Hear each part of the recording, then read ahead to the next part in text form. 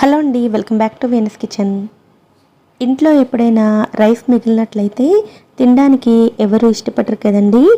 మిగిలిన రైస్ తోటి 10 నిమిషాల్లో ఎంతో రుచిగా పిల్లలు సైతం ఇష్టపడే విధంగా చిల్లీ పన్నీర్ రైస్ని ఎలా ప్రిపేర్ చేసుకోవచ్చో ఈరోజు వీడియోలో చూద్దామండి. ఎంతో రుచిగా ఉండే ఈ పన్నీర్ చిల్లీ రైస్ని ప్రిపేర్ చేయడం కోసం ముందుగా ఒక బౌల్లోకి 100 గ్రాముల పన్నీర్ని తీసుకోవాలి. ఇందులోకి 2 టీ స్పూన్ల కార్న్ ఫ్లోర్ని, అర టీ స్పూన్ మిరియాల పొడిని వేసుకుని ఈ 2 పొడులను పన్నీర్ ముక్కలకు బాగా పట్టేటట్లుగా కలుపుకోవాలి. ఇలా కలుపుకున్న తర్వాత స్టవ్ మీద ఒక ప్యాన్ పెట్టుకుని ఇందులోకి 2 టేబుల్ స్పూన్ల నూనెను వేసుకోవాలి. నూనె వేడైన తర్వాత రెడీ చేసుకున్న పన్నీర్ ముక్కలను ఆయిల్లో వేసుకుని స్టవ్ ఫ్లేమ్ని మీడియం టు లో అడ్జస్ట్ చేసుకుంటూ ఈ పన్నీర్ ముక్కలను రంగు మారేంత వరకు ఫ్రై చేసుకోవాలి. సాధారణంగా పన్నీర్ ముక్కలను నూనెలో ఫ్రై చేసినప్పుడు కొంచెం గట్టిగా అవుతాయి కదండి. కానీ ఇలా కార్న్ఫ్లవర్ వేసుకుని ఫ్రై చేసుకున్నట్లయితే పై భాగంలో క్రిస్పీగా ఉంటాయి, లోపల సాఫ్ట్గా ఉంటాయి. ఇలా అన్ని వైపులా కలర్ వచ్చిన తర్వాత వీటిని ఆయిల్లో నుంచి బయటకు తీసుకోవాలి. పన్నీర్ ముక్కలను ఇక్కడ మీరు చూడొచ్చు, పైన క్రిస్పీగా లోపల ఇలా సాఫ్ట్గా తయారవుతాయి. ఇలా ఫ్రై చేసుకున్న ఈ ముక్కలను రెడీగా పక్కన పెట్టుకుని మిగిలిన నూనెలోకి ఒక చిన్న ఉల్లిపాయను చిన్న ముక్కలుగా కట్ చేసుకుని వేసుకోవాలి. అలాగే 1 టేబుల్ స్పూన్ అల్లం వెల్లుల్లి పేస్ట్ని, కారానికి తగినట్టుగా పచ్చిమిర్చిని వేసుకోవాలి. నేను ఇక్కడ 3 పచ్చిమిరపకాయల ముక్కలు వేసుకున్నానండి.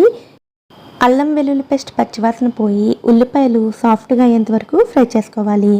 ఉల్లిపాయలు వేగిన తర్వాత ఇందులోకి 1/2 కప్ వరకు క్యాప్సికమ్ ముక్కల్ని వేసుకోవాలి. నేను ఇక్కడ కలర్డ్ క్యాప్సికమ్ వేస్తున్నానండి. పూర్తిగా గ్రీన్ క్యాప్సికమ్తో అయినా సరే చేసుకోవచ్చు. ఈ క్యాప్సికమ్ ముక్కలను కూడా ఒకసారి ఫ్రై చేసుకున్న తర్వాత ఇందులోకి రుచికి సరిపడా ఉప్పు, అలాగే అర టీ స్పూన్ వరకు మిరియాల పొడిని కూడా వేసుకోవాలి.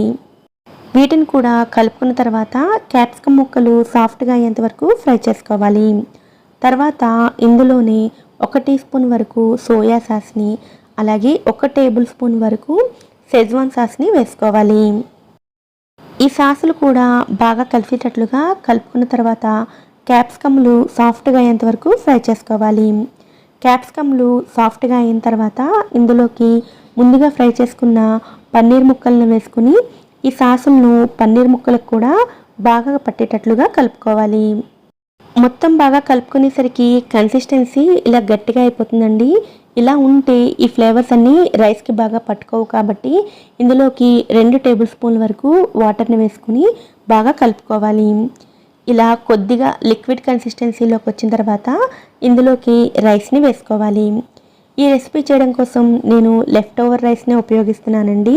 నేను ఇక్కడ 2 కప్పుల వరకు మెజర్మెంట్ కప్లోని 2 కప్పుల వరకు రైస్ని తీసుకున్నాను.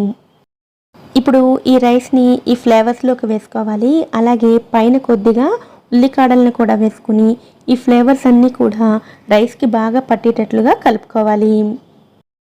ఇలా కలుపుతూ ఉన్నప్పుడు ముందు కొంచెం తడిగా అనిపిస్తుందండి. లో ఫ్లేమ్లో నిదానంగా కలుపుకున్నట్లయితే రైస్ అంతా కూడా కొద్దిసేపటికి పొడి పొడిగా వచ్చేస్తుంది.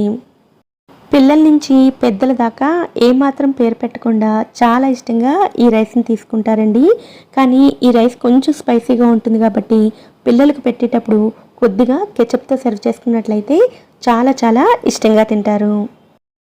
ఈసారి రైస్ మిగిలినప్పుడు ఇలా సింపుల్గా 10 నిమిషాల్లో స్పైసీ పన్నీర్ చిల్లీ రైస్ని మీరు కూడా తప్పకుండా ట్రై చేయండి. ఈ వీడియో కానీ మీకు నచ్చినట్లయితే వీడియోని లైక్ చేసి ఛానల్ని కూడా సబ్స్క్రైబ్ చేసుకోండి. నోటిఫికేషన్స్ మిస్ అవ్వకుండా ఉండడం కోసం పక్కనే ఉండే బెల్ ఐకాన్ని కూడా యాక్టివేట్ చేసుకోండి. Thanks for watching.